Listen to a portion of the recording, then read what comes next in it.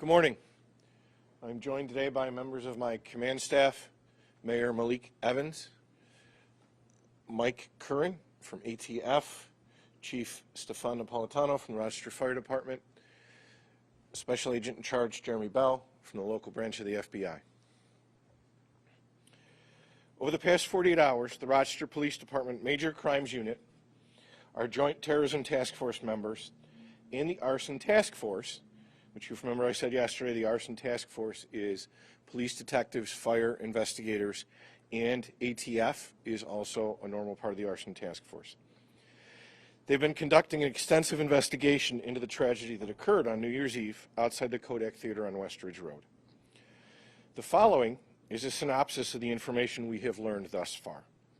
Again, it must be noted, we are still gathering information, and all of this is preliminary.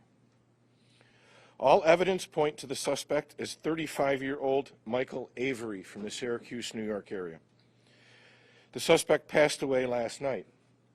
He has not been scientifically identified, but we are in the process of confirming his identity. We have been in contact with his family since yesterday. Avery traveled to Rochester, New York in his personal vehicle on or about December 27th and checked in at the Wood Spring Suites in the town of Greece. On December 29th, at about 2:45 p.m., Avery rented the Ford Expedition from a car rental agency at the Rochester airport. On December 30th, between 9 a.m. until about 6 p.m., Avery made at least a half-dozen purchases of gasoline and gas containers from different locations throughout the Monroe County and Ontario County areas. Thus far, our information has shown he was alone when making these purchases. On January 1st, about 12:52 a.m., Avery was operating the rented Ford Expedition eastbound on West Ridge Road. At about this time, 2 Rochester police officers assigned to the concert were on traffic posts and stopping traffic to allow for pedestrians to cross. At this time, Avery sped up, crossed into the oncoming lane of traffic, and appears to have intentionally been driving towards the pedestrian crossing. At about the same time, a rideshare vehicle containing 2 passengers in the back seat was pulling out of the theater parking lot and was struck by Avery's Expedition. This created the chain of events that followed, leading to the death of the 2 rear seat passengers of the rideshare vehicle and the injuries of at least 9 pedestrians. That number has changed since yesterday as more people have come forward to report their injuries. Yesterday, a search warrant was executed on the hotel room rented by Michael Avery. There was no suicide note recovered during the search of the hotel room. An additional search warrant was executed on Avery's personal vehicle, which was recovered at the airport parking garage. Investigators are still combing through evidence recovered from his vehicle, but nothing thus far has been recovered that provides any additional insight into why this occurred. Although the motive behind the crime remains unknown, the conversations we've had with his family so far leads us to believe that Avery may have been suffering from possible undiagnosed mental health issues. At this time, we've not been able to identify that there was anyone else involved in the crime or that it was part of a larger plot. Additionally, we have not uncovered any information leading us to believe that the actions of Michael Avery on New Year's Eve were motivated by any form of political or social biases. It must be noted this is an ongoing investigation and additional information may be developed. We're going to share his photo today and ask that anyone with additional information about this tragedy or about the suspect's motivation, please contact the RPD Major Crimes Unit at 428-7157. There's also an email, and this will be on the written release when we put it out, but it's majorcrimes@cityofrochester.gov. Mayor Evans is going to say a few words, and then I will come back and take some questions. Just let me again reiterate my thanks to our law enforcement partners and to the Rochester Police Department, Rochester Fire Department, FBI, ATF, all of our partners that are here for their work on this unfortunate case. As the chief said, there are still many unanswered questions We hope to continue to provide updates as we have them. I have been getting inundated with questions as to why this individual would choose, number one, Rochester, New York, why he would choose to do this on New Year's Day, and why he would appear to target concert goers trying to have a great time to bring in the new year. Those are all things that we don't have questions. Those are all questions that have been raised and things that we just don't have answers to yet. But as I've said, the Evans administration is big on transparency. So we wanted to make sure today that we provide an update on all the information that we have available now, because there's been tons of stuff that has been out there that has been unsubstantiated. But what the chief just laid out is the facts. But the most important thing today, I think, for us as we go into the new year is to remember the victims of this horrific accident. Remember, these folks were going to see a Grateful Dead tribute band, and they were expecting to be able to ring in the new year and have a good time, but instead we have individuals that are now going to be burying family members, and we have people who have now life-altering injuries because of the choices that this suspect made. So I hope that Rochester and the broader community continues to pray for the families that are mourning the loss of their loved ones, and that we pray for the speedy recovery of the lives that have been impacted by this tragedy. This is a very traumatic experience, not only for the people who experienced this, but also the first responders.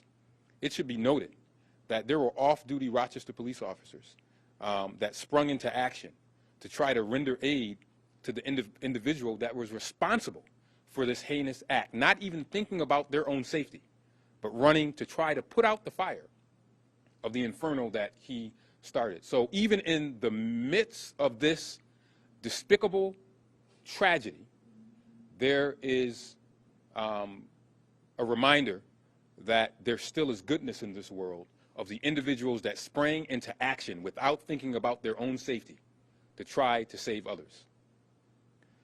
So our thoughts and prayers are with the families and the victims.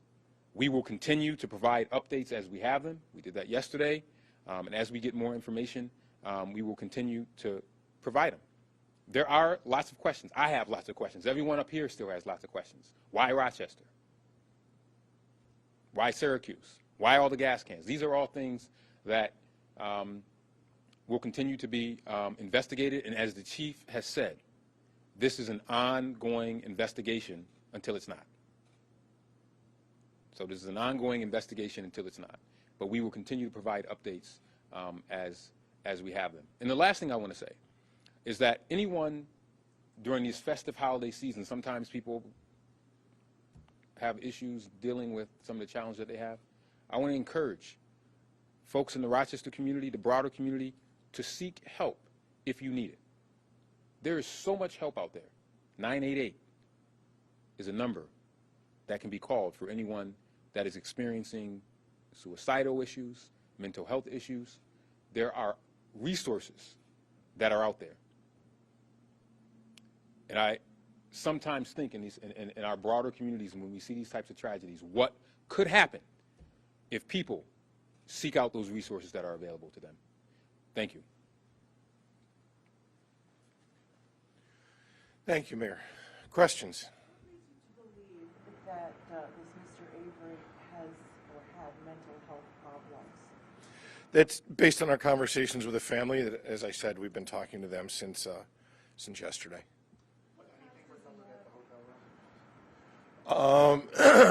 There are parts of the investigation I'm still not going to comment on, so we'll leave that for now. No journal, no suicide note. What ties does he have to Rochester and this community? That we don't know. Again, as the mayor said, why Rochester, why this venue? We just don't know. Chief, any previous interaction with police, either here or in Syracuse, and any evidence that his family ever tried to get him any help for his mental health issue? Well, again, I'm not gonna comment on his family business. I don't know, and no contacts with law enforcement.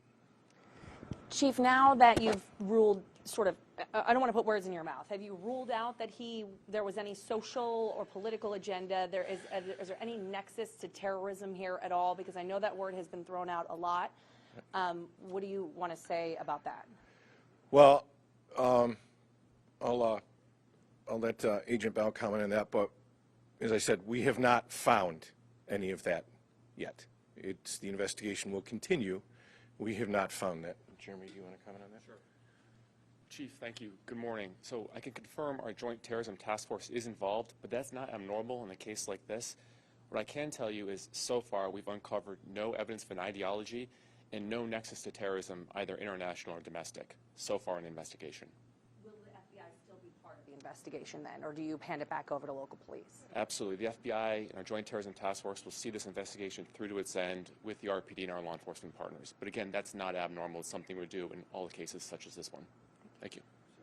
While you're there, can you clarify the terminology of the gas canisters that were found on the scene? Another term that's been thrown out there is explosives. Is that how it's approached in this scenario? So, well, I saw the term explosives too. I mean, without looking up the exact definition of what an explosive is or isn't, they were cans of gasoline. You know, there's a lot of stuff that's out there, a lot of articles, things that we're seeing that, you know, are inflammatory. There were cans of gasoline that he used to ignite the vehicle. You're talking about just those little red 1-2-gallon cans. Correct. Chief, to your knowledge, did he have any interactions with anyone in the Rochester area while he was here from the 27th on? Did he have any friends here? Any connections whatsoever? None that we've identified thus far. Chief, just to clarify, was it the collision that caused the fire, or had he actually lit the gas cans prior to crashing? Yeah. Again, that we're going to have to wait until arson finishes their investigation. Can you tell how fast he was going? I mean, it sounded like he sped up. How fast was he going prior to the collision? He did speed up, and I have seen the video, but it's been a long time since I was certified in radar or estimating vehicle speed. So again, we'll let the investigation play out for that. Fast, as the mayor said. He did. Yes, you can clearly see that. 500 feet or so. Do you believe he was aware that the concert was happening there, or he just happened to see a bunch of people and thought that that was an opportunity for him? Well, again, we're going to have to let the investigation play out. What can you tell us about the status of the victims that were hit? I apologize if I missed them, but how are they doing?